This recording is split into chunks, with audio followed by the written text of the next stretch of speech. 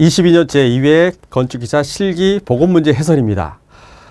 저희가 직접 시험장에 가서 본 문제, 그리고 여러분들이 시험장에서 본 문제를 토대로, 그 기억력을 토대로 문제를 복원했습니다. 자, 그렇기 때문에 내용의 배점과 세부 내용이 약간 다를 수도 있습니다. 자, 그런 부분들은 학원 홈페이지에 연락을 주시면 좋겠습니다.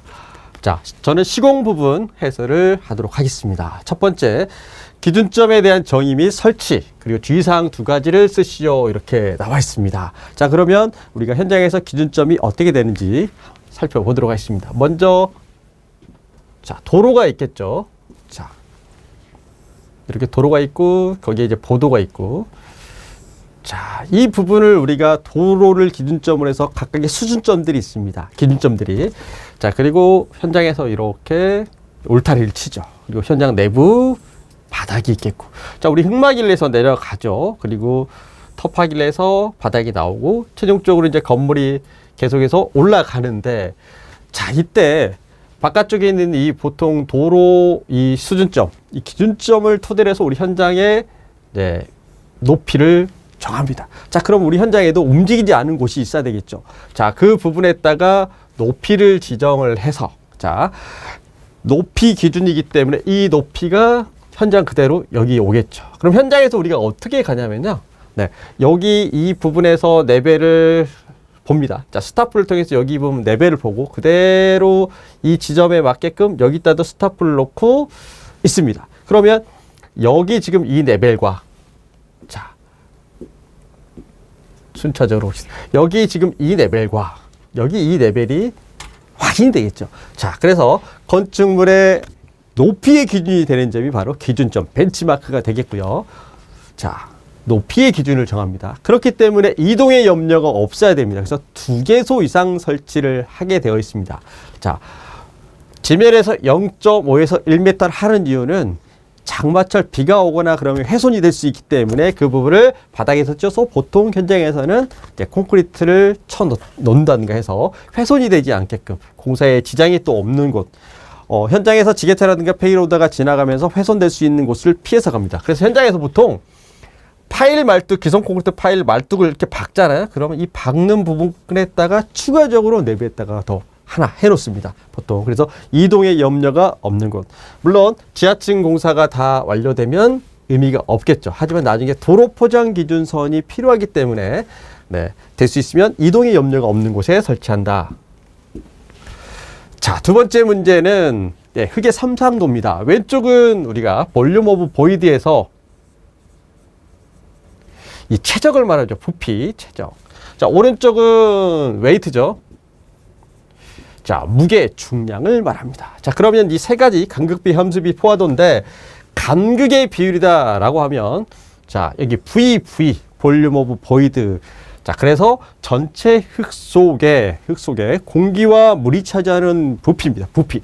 그래서 간극이 차지하는 전체 차지하는 최적에 대한 내용이기 때문에 왼쪽을 보시면 돼요. 그래서 전체 이 간극에 대해서 흙 입자에 대한 최적을 나눈다. 자, 함수 B는 얼마만큼 물이 중량이 물의 중량이 어느 정도 되는가, 이 물에 대한 중량이기 때문에 오른쪽 웨이트입니다. 그래서 자, weight of water, 물의 중량을 밑에 전체 흙의 중량으로 나눈 그 중량 비율. 자, 포화도 같은 경우는 이 차지하는 또 최적의 비율이죠. 최적. 그렇기 때문에 왼쪽에 V, W, 물이 차지하는 최적이 어떻게 되는가? 거기에 자, VS 해서 VV죠. VV로 물이 차지하는 비율의 간극의 비율로 나누었다. 자, 이렇게 해서 아주 간단한 삼상도에 대한 그림이 주어졌기 때문에 그것만 그대로 적으면 아마 큰 문제가 없었을 겁니다. 문제 3번, M인B의 식을 쓰고 간단히 설명하시죠. 자, M인B를 하는 이유는요, 흙이 자연 시료가 있는데 이게 흐트러진 시료가 됐을 때, 또는 우리가 이긴 시료다라고 하죠. 이랬을 때 강도가 어떻게 변하는가를 알기 위함입니다. 그래서 우리가 보통은 점송토하고 사질토로 구분이 됐을 때, 우리가 점송토 같은 경우는 물이 지배를 하고 있습니다. 점송토는 흙 입자가 이렇게 있으면 물이 지배를 하고 있어요. 자, 이 간극 안에 물이 얼마만 들어가 있는가에 따라서 흙이 강해지고 약해지는 비율입니다. 그게 바로 우리가 아터버그의 한계, 연경도라고 하는데요. 이때 물이 빠져나가는 경우가 되면 점점 어떻게 돼요? 딱딱해지죠. 도자기처럼. 자, 그래서 이 MNB라는 건 뭐냐면 이 전체 자연 시료에서 함수량이 전혀 변하지 않고 물이 전혀 변하지 않고 흙을 반죽을 하게 되면 어떻게 될까요? 더 물러지죠. 네. 그래서 그 M이란 비율, 우리가 보통 MNB 1을 기점으로 해서 점성토의 한계, 사실도 한계를 나눴습니다. 자, 여기가 이제 응력이다라고 보고요. 자, 여기가 이제 응력이다라고 보고, 자, 여기가 이제 변형률이다라고 한번 보자고요.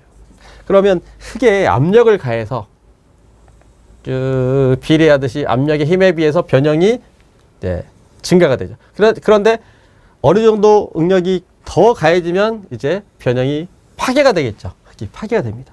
이게 뭐냐면 우리가 비교란 시료 또는 이제 불교란 시료 이렇게 부르고요. 그런데 교란된 시료, 흐트러진 시료는 애초부터 힘이 없습니다. 그래서 자, 얘보다는 좀 더 낫죠. 이런 형태로 됩니다. 이걸 우리가 이제 MEB에 따른 흙의 변화에 대한 응력에 대한 변형률을 나타낸 그런 도표가 되겠는데요. 보통 자연시로 있을 때는 흙이 강도가 이렇게 되는데 흙을 이기면은 어떻게 되냐면 밑으로 툭 떨어집니다. 여기까지. 그리고 시간이 어느 정도 지나고 나면 강도가 회복이 돼요. 자, 그래 또 이기고 흐트러졌다 그러면 강도가 또 밑으로 저하됩니다. 자, 그리고 나서 시간이 한참 지나면 뭐 10년, 20년, 50년, 100년 지나면 또 강도가 다시 회복이 돼요. 자, 이렇게 해서 이 흐트러진 시료가 자연 상태에서 그대로 시간이 지나면서 강도가 회복되는 현상이 우리가 딕스트로피다라고 하는데요. 이 모든 것들이 점성토와 지금 관련된 용어입니다. 자, 그래서 MNB는 점성토라는 단어가 매우 중요합니다. 점성토에서 자연 상태에서 점성토 시료에서 흙을 이김에 의해서 이때 함수의 변화가 전혀 없는 상태에서 함수를 변화시키지 않고 흙을 이기면 그 이김에 의해서 흙이 약해지는 정도의 비율입니다. 자, 이런 MNB를 통해서 우리가 집안에 대한 성질을 파악하는 게 바로 MNB다라고 보시면 될 것 같아요. 자, 두 번째 역타설 공법에 대한 장점. 자, 역타설 공법은 우리가 현장에서 도심지에서 보통 지하 4층 이상, 지하 4층, 지하 5층, 지하 6층, 지하 8층 정도까지 규모 이 내외에 지하로 내려갈 수 있는 지하 4층 이상이 되어야 경제성이 나옵니다. 자, 그리고 지상 부분은 20에서 30층 내외로 갑니다. 너무 많이 올라가지도 않아요. 자, 이랬을 때, 자, 역타설 공법은 어떻게 하냐. 제일 처음에 이 슬러리월 공법으로 지하 연속벽 두께가 800이에요. 슬러리월로 벽체를 갑니다. 그럼 이 슬러리월이 나중에 구조체를 됩니다. 자, 그 다음에 측량을 해가지고 철골 기둥 기초를 현장 타설 말뚝을 하부 쪽에 여기에 구근을 형성을 하고 그 다음에 철골을 집어넣고 콘크리트를 타설해요. 그러면 여기 이쪽 위쪽 여기는 뭐냐면 철제 케이싱이 박혀 있고 그 안에다 자갈을 집어넣습니다. 그리고 양생을 시켜요. 자, 이렇게 다시 보겠습니다. 자, 철골 기둥을 박을 때 케이싱을 놓고 밑에 하부 쪽은 이렇게 심초 기초를 하고 그 다음에 철제 케이싱이 보호를 하고 있고 나머지 부분에서 뭐냐면 이제 자, 나머지 부분에서 D체형, 백필이라고 하죠. 철골이 진흙이라든가 이런 거 묻지 않게끔 자갈로 지워 넣습니다. 보통 마사토, 콩자갈을 많이 집어넣어요. 자, 이렇게 해서 집어넣고 그 다음에 1층 바닥을 하는 방법이 여러 가지가 있어요. 이 강의상 길어지니까 간단하게 보면 1층 바닥을 여기를 이제 시공을 합니다. 자, 시공을 하는 방법은 공법 종류가 10가지가 됐기 때문에 순수 직접 탑다운으로 볼 때는 1층 바닥을 구조 검토를 한 다음에 놓고 한 군데를 자, 이렇게 되면 여기 이 부분을 오프닝을 해요. 그래야 밑으로 내려갈 수 있으니까. 자, 그렇기 때문에 1층 슬래브가 먼저 타설이 되기 때문에 여기서 장비가 올라가서 야적장도 활용하기 하겠다. 야적장이 확보된다. 장비 동선이 확보된다. 이게 가능하겠죠. 비가 와도 어떻게 돼요? 날씨와 무관하게끔 공사가 가능하다. 그 다음에 소음 진동이 없겠죠. 소음 진동이 작다. 슬로리올 자체가 안정액을 집어넣고 공사를 하기 때문에 소음 진동이 축소가 돼요. 다만 조명 환기 시설이 필요해요. 탑다운이다 보니까 밑으로 내려가다 보니까 75럭스 작업 환경을 확보하지 않으면 어떻게 될까요? 공사를 할 수가 없어요. 질식사고가 발생합니다. 자, 그래서 환기하고 조명이 필요합니다. 자, 지상과 지하 동시에 시공하니까 공기 단축이 가능하다. 하지만 구조 검토를 해야 되겠고, 요즘은 순수 탑다운을 안 해요. 요즘은 변형 탑다운을 하지 순수 탑다운을 안 합니다. 위험하기 때문에. 어디가? 이 기둥 부분에 대해서 하중이 너무 강하게 가기 때문에 이 부분에 대한 구조 검토가 하고, 그 다음에 뒤쪽에 이제 공사를 했을 때 변형되는 부분, 뭐 트랜스퍼 거드 이런 것들을 만들어야 되기 때문에 오히려 공사비가 더 들어갈 수가 있어요. 자, 정리하면 1층 바닥이 타설이 되니까 네, 작업장이 확보된다. 또는 야적장이 확보된다. 또는 장비 동선이 확보된다. 이렇게 해서 이 세 가지 중에 하나 적으시면 되겠고요. 두 번째, 지상과 지하를 동시에 타설하니까 시공하니까 공기가 단축된다. 이렇게 가시면 되겠고요. 그 다음에 날씨와 무관하게끔 공사 진행이 가능하고 특징적으로 봤을 때 장점 이렇게 보시면 되겠습니다. 문제 6번 집안 계량공법 즉 야객주입공법 시공 후 주입 효과를 판정한다. 자, 그럼 야객주입공법이 들어갈 수 있는 투수 개수가 있는데요. 자, 10의 마이너스 6승, 10의 마이너스 3, 1, 10의 2승 이렇게 그 투수 개수가 있습니다. 투수 개수라는 것은 물이 얼마나 통과할 수 있는가 거기에 따라서 분사공법으로 갈 것인가 주입공법으로 갈 것인가 나눠지는데요. 자, 여기서 이제 10의 마이너스 3승이 우리가 SGR 공법 복합주입을 하는 한계선이 되겠고 1, 이 모래 자갈 여기는 점토질이고요. 그 다음에 여기 실트질, 자, 모래 자갈 투수 개수가 매우 크죠. 그래서 복합주입이 들어가는 한계가 10의 마이너스 3이 됩니다. 자, 그 다음에 10의 마이너스 4, 5는 우리가 JSP 공법, 고압 분사를 해서 균일에 있게끔 집어넣습니다. 자, 여기는 흘려보내는 LW 공법을 집어넣는데 이러한 차수 공법을 한 다음에 주입 효과를 나타내야 되니까 얼마나 강도가 얼마나 많이 나오는가. 그래서 제일 먼저 하는 게 유관 검사를 하는 방법이 있고요. 유관 검사. 그 다음에 투수 검사를 하고요. 그 다음에 강도를 확인해야 되겠죠? 강도. 그 다음에 물리적 탐사법이 있습니다. 자, 그러면 육안으로 볼 수 있는 거는 무엇이냐면 일단 굴착을 해봅니다. 자, 굴착을 해봅니다. 두 번째는 페놀프탈레인 용액을 뿌리면 적색으로 변해요. 여기. 네, 그래서 색소 침착, 색소에 대한 판단법이 있습니다. 육안으로 봤을 때.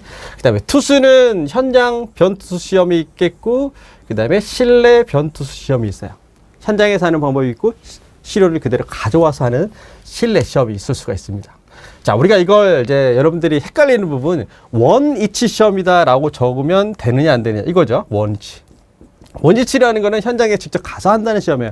그래서 이렇게만 적으면 약간 위험할 수 있어요. 원위치 시험 중에서도 자, 표준 간입 시험, 그 다음에 직접 전단 제하 시험, 네, 직접 전단 제하 시험, 제하 시험.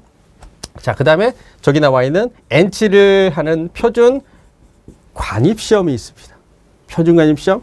그 다음에 시료를 그대로 공시체, 몰드를 떠서 네, 시험하는 1축 압축 강도 시험 또는 3축 압축 강도 시험 이런 것까지도 해당이 되겠습니다. 실질적으로 베인 테스트, 그 날로 조그마한 걸로 회전하는 거는 효과가 없어요. 왜냐하면 야객이 굳었기 때문에 이 자체가 시험 자체가 안 됩니다. 그래서 보통은 표준 간입, 네, 몰드 공시제 뜨는 1축 압축, 3축 압축 또는 직접 전단 제하. 그러면 제하시험으로 이렇게 적으면 점수가 어떻게 될까? 이게 되게 궁금할 수도 있죠.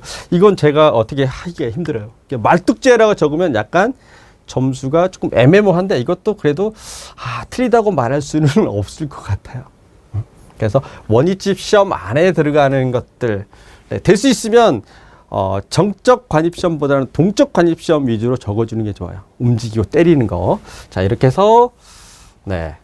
뭐, 여러 가지 답이 있을 수 있지만, 네. 이 범위 안에 들어있고, 주입 효과 말고 약액 주입 후 전체 시험에서는 우리가 환경 영향에 미치는 어독성 시험까지 가고요. 그 다음에 약액 주입 전에 하는 시험들이 있어요. KS 기준 시험들, 뭐 비중 시험 들어가는 부분도 있고, 흡수율 시험도 있고. 그런데 지금은 주입 효과이기 때문에 이렇게 해서 유관 검사 안에 굴착, 그리고 색소, 판별.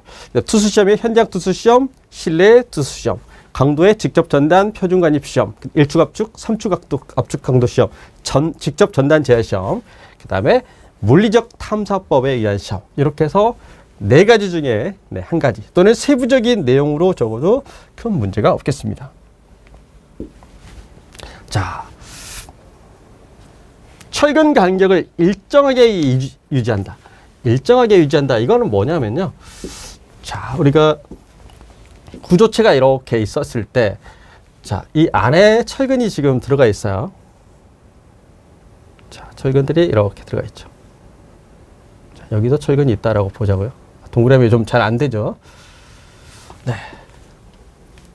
자, 여기서 이제 수직 철근이 지금 이렇게 들어갈 수도 있고, 안쪽으로 이렇게 들어갈 수도 있고,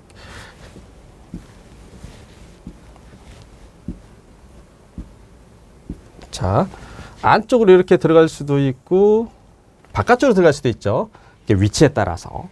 주근의 위치에 따라서 다를 수 있는데. 자, 중요한 거는 뭐냐면요. 이제부터, 콘크리트를 타설했을 때, 이 간격이, 철근이 이런 식으로 삐져나왔다. 그러면, 콘크리트가 힘을 발휘를 못 하겠죠. 그래서, 철근의 강도가 아니라, 콘크리트, 소요 강도라는 거는, 콘크리트의 소요 강도 확보, 이렇게 적어야, 정식 정답이 됩니다. 여기서 철근의 강도 이러면 점수가 못 받겠고요. 콘크리트의 유동성 확보라는 거는요. 철근의 간격이 촘촘한 대신에 이쪽 각각 피복 두께에 따라서 이 간격이 피복 두께하고 거의 동일하다라고 보시면 돼요. 두께에 따라서 골재가 흘러가지 못하기 때문에 콘크리트의 유동성을 확보하기 위함이다. 자, 마찬가지로 재료 분리. 이 간격이 나오지 않으면 재료 분리가 발생하겠죠. 그래서 특히나 수평으로 되어 있는 슬래브 부분에서는 재료 분리라든가 이런 부분이 좀 덜 발생을 하는데, 수직으로 길었을 때는 낙하하는 속도에 따라서 우리가 재료 분리가 많이 발생해요. 그래서 소요 강도 확보는 콘크리트의 소요 강도 확보다. 그 다음에 콘크리트의 유동성 확보다. 그리고 콘크리트의 재료 분리 방지. 또 추가적으로 콘크리트의 내구성이란 단어도 적어줘도 큰 문제가 없습니다. 자, 이때 내화성이라는 게 조금 애매모호해요.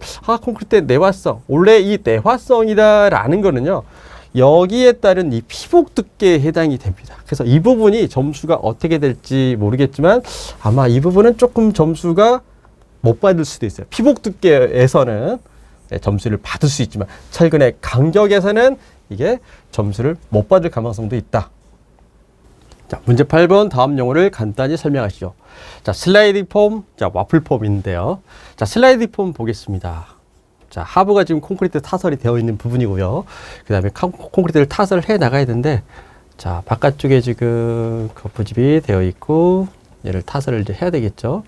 자, 그래서, 자, 이렇게. 자, 이렇게 보시면 되겠고요. 우리가 추가적으로 이쪽 바깥쪽에서는 이제 작업 발판들이 이렇게 달려 있어요. 그래서 사람이 여기서 이제 작업을 해야 되겠죠. 자, 여기까지는 뭐 굳이 그릴 필요까지 없지만, 그리고 여기 이 부분이 기타설 콘크리트가 되겠고요. 우리가 타설을 해야 될 부분은 자, 이렇게 해서 올라갈 건데, 우리가 콘크리트를 타설을 할 때 이 연속 거푸집 같은 경우는요, 10에서 17cm가 올라가는데, 콘크리트의 슬럼프치, 자, 그리고 기온에 따라서 여름, 그 다음에 하절기, 동절기에 따라서 슬립업 속도가 달라집니다. 센치가 달라졌어. 그리고 시간당 1시간에 얼마가 올라가냐? 1시간에 10cm 올라갈 거냐? 17cm 올라갈 거냐? 겨울에는 10cm, 여름에는 17cm, 봄, 가을에는 14cm 정도 보통 조금씩 올라가요. 자, 그래서 여기 콘크리트가 타설이 되어 있는데, 이 타설된 부분을 이제 놓고 조금씩 한꺼번에 3m, 4m가 아니라 조금씩 이렇게 타설을 해 나가요. 자, 콘크리트를. 자, 그래서 몇 미터까지냐? 하루에 4m까지 올라간다. 자, 그래서 이제 우리가 요 잭이 있죠. 잭이 있겠고, 그 다음에 이제 요 상태에서 펌프가 있고, 자, 요크가 있습니다. 이거를 천천히 기온에 따라서 1시간당 10에서 17cm 천천히 연속적으로 올라가기 때문에, 네, 우리가 교각 건물 같은 경우 미세하게 자국이 있긴 하지만 그 이음 부분이 최소화되어 있다. 자, 그래서 거푸집을 연속적으로 시간당 10에서 17cm 연속적으로 올라가면서 타설을 함으로 인해서 시공이음이 없이 균일하게 올라가는 거푸집. 이게 바로 슬라이딩 폼이 되겠고요. 미끄러져서 올라간다는 뜻이 되겠습니다. 자, 그리고 와플폼. 우리 김포공항, 김해공항, 제주공항 1층 로비에 되어 있죠. 밑에서 쳐다보면은, 네, 정사각형으로 되어 있는, 네, 상자형 형태로 들어가 있는 테두리가 보처럼 되어 있는 거죠. 그래서 무량판 구조에서 이 방향 장선 바닥판 구조가, 그러니까, 네, 무량판이라는 것은 우리가 보가 없다는 소리죠. 보가 없는 한 방향이 아니라 별의 길이가, 네, 2배 이하인 이 방향 장선 바닥 구조가 가능하게 된, 네, 특수 상장 모양의 기성계 거푸집. 네덜란드어로 이제 와플이다라고 벌집 모양이다. 그래서 와플폼 이런 게 있겠고요. 자, 그다음에 골재 함수량과 흡수량과 함수량인데, 자, 우리가 첫 번째, 네, 아무것도 없는 골재에서, 네, 절건 상태, 수량이 없는 절건 상태.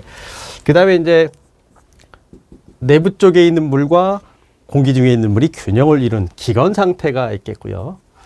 그 다음에 내부 쪽 물이 포화 상태가 있죠. 표면 건조 내부 포화 상태가 있겠고, 자, 그 다음에 내부도 다 차 있고 외부 부분도, 네, 차 있는, 이걸 수변 상태다라고 합니다. 자, 그러면 자, 여기서부터 여기까지가 우리가 절대 건조 상태에서 물이 내부 쪽에 일부 들어가 있으니까 이걸 기건 상태다라고 이야기를 하고요. 자, 이 기건 상태에서 보니까, 네, 내부 쪽이 다 차 있어요. 그러니까 다 찰 수 있는 유효한, 네, 찰 수 있는 유효한 흡수량에서 유효 흡수량이다라고 이야기를 합니다. 자, 그러면 우리가, 자, 여기서부터 여기까지, 골재 안에 물이 들어갈 수 있는 흡수량이 얼마큼 되어 있을 것인가. 자, 그럼 여기가 뭐예요? 여기는 표면 수량이 들어가 있는 거죠. 표면 바깥쪽. 자, 그래서 전체 여기서부터 여기까지 전체 물이 차지하고 있는 양, 함수량이다라고 합니다. 자, 그러면 함수량은 수분 상태, 여기 이 수분 상태에 대해서 골재 내외부에 있는 전체 물의 양, 이렇게 하면 되겠고요. 네, 흡수량 같은 경우는 지금 여기 표면 건조 내부 포수 상태에서 포함되는 물의 양, 이렇게 갈 수도 있고, 또 때에 따라서 절대 건조에서, 표면 건조에서 절대 건조 양을 뺀 값, 이렇게 갈 수도 있습니다. 식으로 계산해서 가도 큰 문제가 없겠습니다. 네, 문제 10번 콘크리트 소송 수축 균열. 네, 이게 이제 정의가 있을 수가 있겠고, 이제 원인이 있을 수가 있겠고, 네, 방지 대책이 있을 수가 있는데, 시험 문제에 따라서, 네, 정의하고 원인이 같습니다. 자, 그래서 소송 수축 균열은 이제 콘크리트 사슬한데 미경화 콘크리트라는 단어가 나오면 좋고요. 경화가 덜 됐다. 미경화 콘크리트에서, 자, 그러면 콘크리트를 타설을 했을 때 슬래브를 기준으로 한번 보자고요. 자, 콘크리트를 타설하고 나면은 안에 골재가 이렇게 있겠고, 그 다음에 시멘트하고 물이 이제 이렇게 감싸고 있죠. 자, 그러면 어느 순간에 중력 때문에 이렇게 처지겠죠. 점점 처집니다. 이 처지고 나면은, 네, 시멘트하고 물하고 만났을 때 수화 반응을 하죠. 자, 수화 반응을 합니다. 자, 그렇게 하고 나면 이 물이 얼마나 필요하냐면, 물 시멘트 비가 약 25% 정도 물이 필요해요. 그럼 추가적으로 20에서 30%가 더 들어가죠, 물이. 이때는 콘크리트를 타설을 해야 되기 때문에 시공성 때문에 20에서 30%가 더 들어갑니다. 자, 그렇게 해서 시공이 끝나고 나면 이건 뭐예요? 쓸데없잖아요. 그 쓸데없는 물이, 네, 점점 위로 올라와요. 그 물만 올라오는 게 아니라 레이턴스, 워터게인, 이 찌꺼기들, 미세한 찌꺼기와 함께 물과 함께 같이 올라옵니다. 이걸 우리가 뭐라고 하냐면 블리딩이다 라고 해요. 자, 그러면 이 소송수축균열이 일어나지 않기 위해서는 어떻게 하면 되냐면 여기 바깥쪽에다가 비닐을 보양해서 물이 못 나가게끔 해서 우리가 말하는 압력보온밥솥처럼 수분이 못 나가게끔 가둬두면 어떻게 돼요? 밥이 찰지게끔 되죠. 그런데 이게 물이 빠져나가면 어떻게 돼요? 찰진 게 없어지고 밥이 딱딱해지죠. 밥을 냈을 때 우리가 수분이 없으면 어떻게 돼요? 밥이 딱딱하죠. 자, 그렇게 돼버립니다. 그러면 콘크리트가 어떻게 돼요? 균열이 발생하죠. 안 좋죠. 마찬가지로 이 증발을 해버리는 속도가 이 떠오르는 속도보다 더 빨라버려요. 블리딩 속도보다 빨랐을 때 이때 겉표면이 관통이 되면서 되는 균열을 우리가 소송 수축 균열이다 라고 합니다. 이때 치마 균열과 같이 일어나요. 자, 그래서 원인은 뭐냐? 타설 속도가 블리딩 속도보다 빨랐을 때 이렇게 가면 되고요. 두 번째는 수분이 증발할 수 있는 고온 저습한 환경, 고온 저습한 환경 이렇게 답을 해야 돼요. 시험 문제에서 고온 저습한 환경일 때 이렇게 가도 되고요. 풍속, 바람이 심하게 불 때, 심하게 많이 불었을 때 이렇게 적어도 답이 돼요. 자, 고온 저습한 환경일 때, 바람이 심하게 불었을 때, 그 다음에 댐비빙 콘크리트, 물 시멘트 비가 과다했을 때 이런 부분들도 추가적으로 갈 수 있고요. 현장에서 추가적으로 수빈 양생 또는 비닐 양생을 하지 않았을 때 이렇게 가도 틀린 답은 아닙니다. 다만 이번 시험에서는 소송 수축 균열에 관하여 설명하세요 라고 적었기 때문에 정의를 적어주는 게 훨씬 맞다. 기타 시멘트 양을 적는다든가 지금처럼 고온 저습한 환경, 그 다음에 바람이 많이 불었을 때 이렇게 적는 것보다는 정확하게 증발 속도가 블리딩 속도보다 빠를 때 발생하는 균열 이렇게 하면 점수를 확실히 받을 수가 있겠고요. 추가적으로 이렇게 구체적인 원인을 적었을 때 과연 점수를 줄지 이 부분이 사실 약간 의문이 있기도 합니다. 자, 문제 14번 철골 부재 접합에 사용되는 고장력 볼트 중 볼트의 장력 관리를 손쉽게 하기 위한 목적. 자, 본조임 전용 공구다라는 것은 무엇이냐면요. 임팩트 렌치를 말합니다.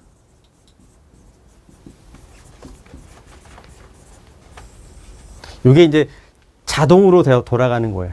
전용 공구. 토크 렌치는 수동이고 임팩트 렌치 전용 공구를 말합니다. 자, 여기서 핀테일이 파단될 때까지 다 꼬리 부분에 핀테일이 파단되는데 내부 소켓을 잡고 있는 상태에서 바깥쪽에서 돌려버리니까 어떻게 돼요? 끊어지죠. 그 부분이 홈이 나 있습니다.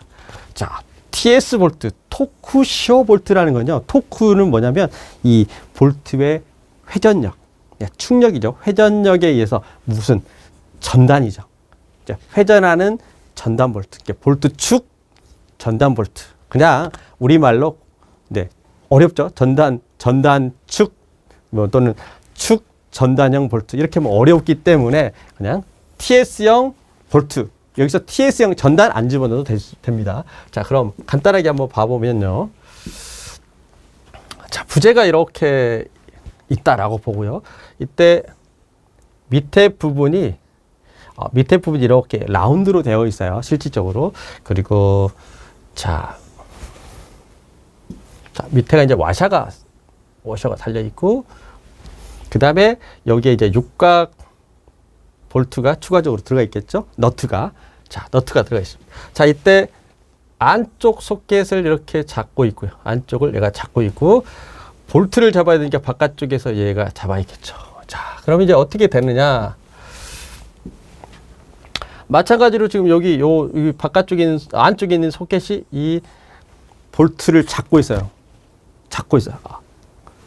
그러면 바깥쪽에 있는 이 외측 소켓이 너트를 잡고 있겠죠? 그러면서 안 잡고 있는데 너트를 바깥쪽에서 돌려버리니까 어떻게 돼요? 여기 이 부분, 꼬리 부분이 바단이 되겠죠. 이걸 바로 우리가 TS형 볼트다라고 합니다. 자, 문제 15번 고장력 볼트의 너트 회전법입니다. 자, 먼저 우리가 볼트가 시공이 되고 나면 회전을 시키는데 1차적으로 이 값을 정확하게 이 기구로 산정하기 힘들기 때문에 일반 볼트의 경우는 1차 조임을 합니다. 자, 그 다음에 그 조여놓고 나서 2차 조임을 하기 전에 이렇게 금을 매겨 놓습니다. 그리고 나면 이 육각 볼트를 돌릴 거 아니에요? 돌리면 이게 돌아간 만큼 오겠죠. 그럼 바깥쪽 워셔 부분이 있겠고 안쪽에 볼트 부분이 있을 거 아니에요. 자, 그래서 너트를 돌렸을 때 회전이 볼트 부분이 있는 상태에서 너트가 이렇게 돌아왔죠. 바깥쪽. 자, 볼트 부분은 원래 이렇게 되는데 이 비어있는 공간으로 해서 여기까지 왔단 말이에요. 그래서 플러스 마이너스 120도 범주 안에 들면은 합격이 되겠죠. 그래서 1번은 합격이 되겠고요. 자, 2번 같은 경우는 자, 지금 이렇게 오면은 120도가 되겠고, 자, 이렇게 오면은 90도가 되면은 합격이 되는데 지금 180도까지 돌아가 버렸죠. 그래서 2번이 불합격.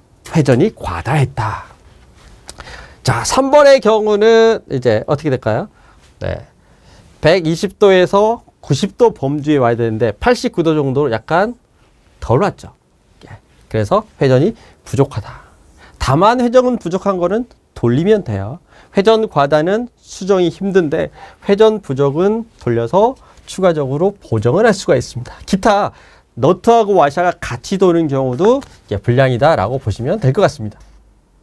네, 16번 강구조 접합 후에 용접 결함 중 슬래그 감싸들기에 대한 원인 및 방지 대책이다. 자, 우리가 결함이 나타나는 이유가 재료 부분에서 일어나는 결함이 하나가 있겠고요.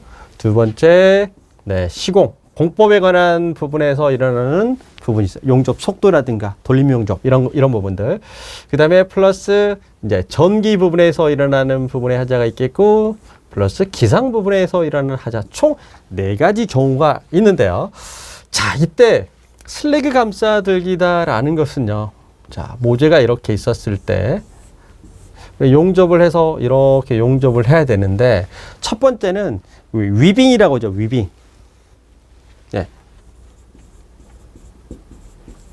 우리가 우리말로는 움직인다 해서 봉으로 움직인다 해서 운봉이다라고 해요. 이때 운봉을 했을 때 자, 왼쪽에서 오른쪽으로 이렇게 갈 때는 엄청 빠르게끔 지나가요. 그런데 마지막 부분 여기 이 단부 쪽에 왔을 때는 하자가 없기 위해서 살짝 속도를 늦춰줍니다.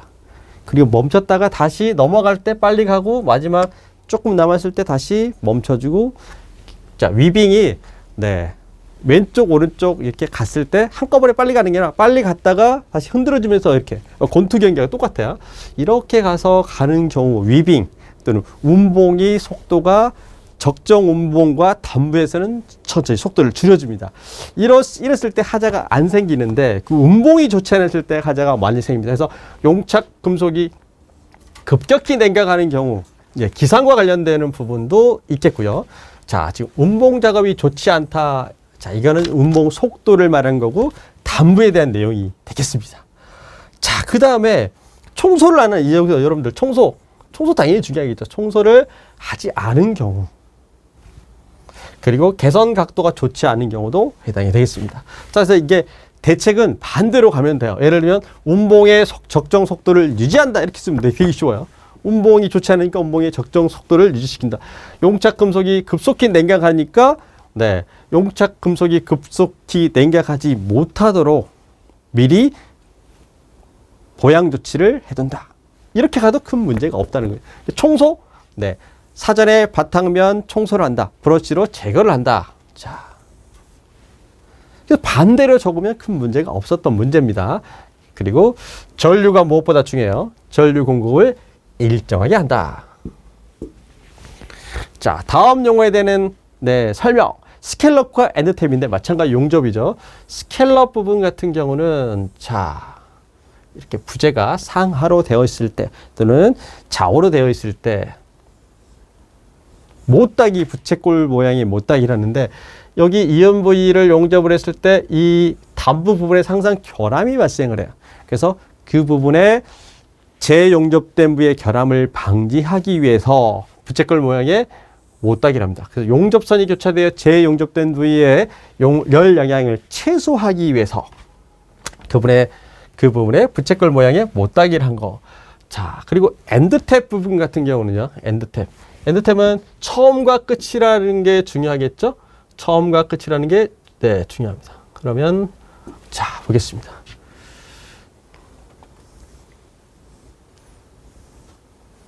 자, 이렇게 철판이 있는데 이 철판이 바로 엔드탭 끝부분에 탭을 붙여준 거다라고 보시면 돼요. 자, 그리고 나서 자, 이렇게 모재가 있겠죠. 모재가 이렇게 있습니다. 여기도 이렇게 있겠죠.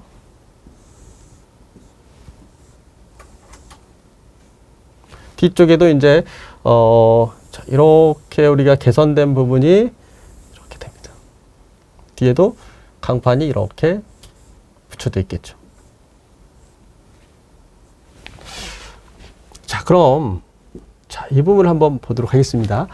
자, 여기 시작과 끝 부분, 여기 끝 부분. 우리가 용접을 이쪽 부분을 하다 보면은 단부 쪽에 흘러내리겠죠. 그래서 여기 흘러내린 부분을 없애기 위해서 여기 이 강판 부분, 여기 시작과 끝 부분까지 연결을 한다. 연장을 해준다라고 보시면 돼요. 그래서 블로월 크리에이터 등 용접 교량이 생기기 쉬운 용접 비드의 처음과 끝 부분을 연장을 시켜줍니다. 네, 그 부분에 용접을 모재 양단에 붙여주는 보조 강판. 그래서 우리가 아크 용접, 반자동 용접, 그 다음에 전체 자동 용접으로 했을 때 이 길이 기준인데요. 아크 용접은 35mm, 얘는 반자동은 40mm, 그 다음에 자동 용접의 경우는 70mm. 이 기준이 있어요. 나중에 기술사 시험 볼 때 이게 되게 정말 중요한 내용인데요. 자, 중요한 건, 야, 이렇게 해서 여기 부분, 마지막 부분이 한몰이 돼서 결함이 생길 수가 있으니까 용접 이 비드의 처음과 끝 부분에 붙여주는 보조 강판. 이렇게 해서 엔드탭. 강제 시험 성적서. 네, 밀시트죠. 자, 밀시트는 뭐냐면요. 현장에서 강제가 들어오고 나면은 우리가 송장처럼 된 이 철강의 이력서를 봅니다. 강제의 증명서라고 해요. 자, 지금 제품에 치수라고 나와 있는데 정확한 건 뭐냐면 강제의 증명서류, 증명서 이렇게 보시면 되겠고요. 이렇게 증명서가 오는데 여기에 이제 상부 쪽에 이 제품의 치수하고 제품 넘버가 나와 있고 히트 넘버가 나와 있고 뭐 하드니스, 뭐 경도가 나와 있고 그 다음에 열 처리 과정이 나와 있고 화학적 성분이 나와 있습니다. 자, 그래서 여기에다가 이제 그 성분들이 들어가 있고 치수가 되어 있고 뭐 히트 넘버 어느 고로에서 왔는가 이런 것들이 나와 있는데요. 자, 강제의 증명서. 그래서 반입 검사를 할 때 제일 먼저 보는 게 이 밀시트를 보고 나서 그 다음에 유관 검사를 합니다. 자, 그러면 자, 보도록 하겠습니다. 첫 번째 사이즈. 지금 말하는 이제 규격이 얼마나 되어 있는가. 뭐 1890에 곱하기 뭐 얼마에 얼마 이렇게 이 사이즈가 어떻게 되는가. 제작 지수가 나와 있겠죠. 두 번째 이제 제품 번호. 회사마다 이 제품 넘버가 다 다르겠죠. 아, 이게 동국제약이야 어디야. 네, 이렇게 해서 제품 넘버가 나옵니다. 자, 그게 오늘 몇 번부터 몇 번까지 몇 개가 들어왔어. 이 수량을 체크를 해야 되겠죠. 마찬가지로 중량은 얼마나 되는가 알아야 되겠죠. 자, 이 히트 넘버가 정말 중요한데요. 히트 넘버는 하나의 고로, 용광로 안에 쇳물을 녹여서 집어넣었을 때 하나의 고로 이 용광로 안에 같은 제품들이 들어갑니다. 아, 그래서 이 히트 넘버가 같다는 거는 같은 규격과 같은 성분, 화학적 성분이 있구나. 이게 용도가 탄소가 많이 들어갈 건가, 작게 들어갈 것인가, 이 강도에 따른 이 분류를 알 수 있습니다. 히트 넘버 매우 중요하죠. 자, 그 다음에 자, 열 처리 과정인데 이게 890도씨에서 뭐 열 처리를 약 15분 동안 공냉을 했다. 그럼 이 우리가 열 처리를 함으로 해서 이 품질이 엄청 더 좋아집니다. 그래서 가격이 또 달라지겠죠. 아, 열 처리를 네, 노멀라이즈 열 처리를 얼마 동안 몇 도에서 했는가.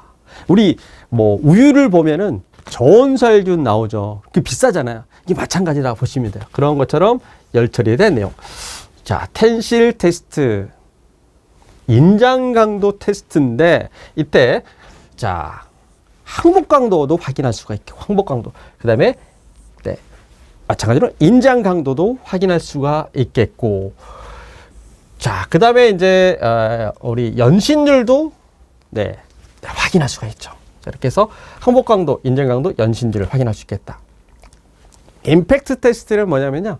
이 충격 강도 시험입니다. 그래서 시편이 U, V로 나누는데 두 가지 시편인데, 네, 충격 강도 시험. 자, 이거는 하드니스는 네, 강도가 아니라 경도가 되겠죠. 자, 그 다음에 마지막 이게 이제 최종적으로 가장 이 강제에서 증명을 할 수 있는 게 뭐냐면, 이게 몰디브데인이 얼마나 들어있고, 탄소가 얼마나 들어있고, 네, 각각 망간이 얼마나 들어있고, 이 탄소 당량이 있습니다. 네, 0.44를 기준으로 탄소 당량이 있는데, 이게 철강에서는 가장 중요한 내용 중 하나예요.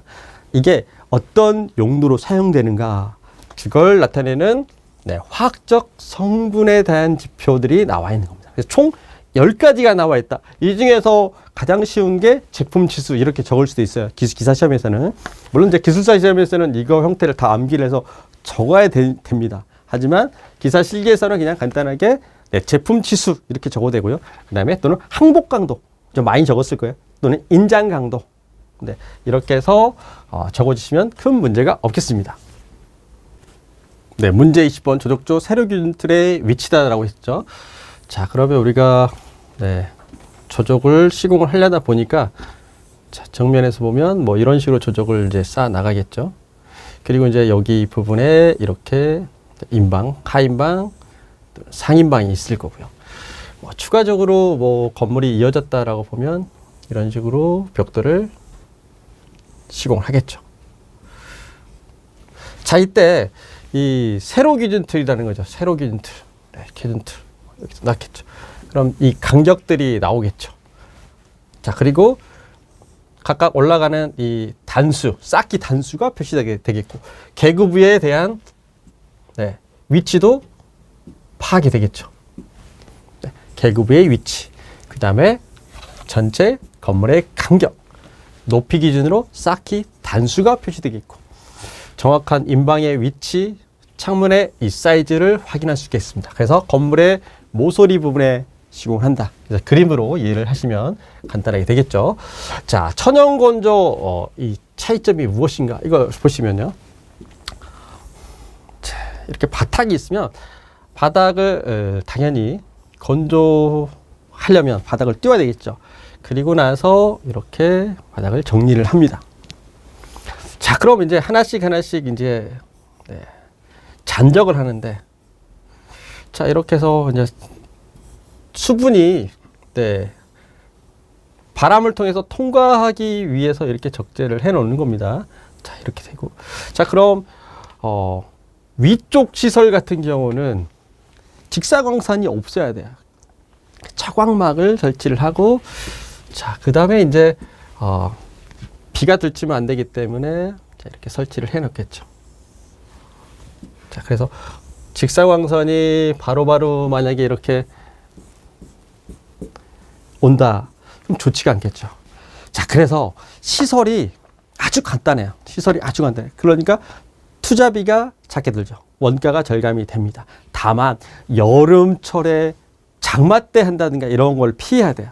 그 기간에 가장 많이 마를 수 있을 때, 그리고 겨울이 되기 전에 보통 시공을 해야 됩니다. 그렇다 보니까 지면이 아주 산에 시공을 했을 때는 힘들어요. 아주 산 같은 경우는 네, 그늘도 많이 지고 변수들이 많죠.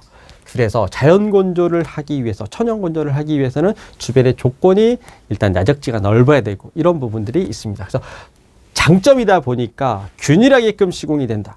균일하게끔 건조가 된다. 이 말 꼭 들어야 되고요. 두 번째는 초기 투자비가 작게 든다. 그래서 건조에 의한 결함도 감소되고 시설 투자 비용이 작고 작업 비용이 적다. 그 다음에 인공 건조에 비해서는 네, 균일한 품질이 확보된다. 이렇게 적어주시면 큰 문제가 없겠습니다. 자, 액상 하드너 같은 경우는요, 우리가 바닥에 이런 콘크리트 바닥을 시공하고 나면은 함수율이 되게 중요해요. 네. 함수율이 중요한 건 뭐냐면 들뜸이 발생됩니다. 그래서 85% 넘어가면 시공을 하면 안 돼요. 자, 그리고 이 중요한 게 여러분들이 뭐냐면 21일 양생이라는 거는 이때 빵점이 나올 수 있는 부분이 뭐냐면 요 콘크리트 바닥면이 21일 동안 양생이 돼서 함수율이 85% 이하가 될 수 있도록 건조시킨다. 이 내용이 되게 중요하겠고요. 그 다음에 5도씨 이하가 된다. 온도. 겨울이 되면 들뜸 현상이 발생돼요. 액상이기 때문에 얼 수가 있습니다. 자, 그 다음에 여기에 없는 내용들이 뭐냐면 건축 실기 같은 경우는요. 시공 실기 같은 경우는 청소, 바탕면의 들뜸 현상 방지를 위해서 청소를 철저히 한다. 이렇게 적어도 되고요. 바탕면의 부착력을 위해서 어떻게 물기를 제거한다. 이런 내용도 큰 문제가 없어요. 또는 바탕면에 대한 요철을 정리한다. 근데 이 요철 정리라는 거는 지금 여기서 액상 하드너에서는 그게 사실 알고 보니 그렇게 중요하진 않아요. 그래서 요철 정리에 관한 거는 점수를 받을지는 장담을 할 수가 없고요. 다만 물과 관련된 내용과 온도와 관련된 부분, 그 다음에 양생과 관련된 부분을 언급을 해야 점수를 받을 수가 있겠고요. 자, 문제 23번. 복층유리 그리고 배강도유리인데, 복층유리는 두 장의 판유리가 있었을 때 밑에 이 단열 감봉이 들어갑니다. 감봉. 그리고 안쪽에는 건조 유리가 들어가는데, 건조 공기가 들어가는데, 자, 건조 공기층 사이에 두고 판유리 양쪽에 밀봉을 하고 건조 공기층을 둔 유리, 단열 강화한 유리, 이렇게만 적어도 큰 문제가 없겠고요. 이때 이제 배강도 유리하고 강화 유리가 있는데 중요한 건 열처리다. 열처리를 통해서 일반 유리, 판유리보다 강도를 강화시키다. 이게 제일 중요한 거고요.